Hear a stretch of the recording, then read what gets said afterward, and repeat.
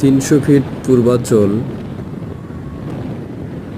300 ফিটের রোডটা এত সুন্দর করছে, অনেক সুন্দর দেখার মতো একটা রোড। এত প্লেন রোড আগে কখনো দেখিনি,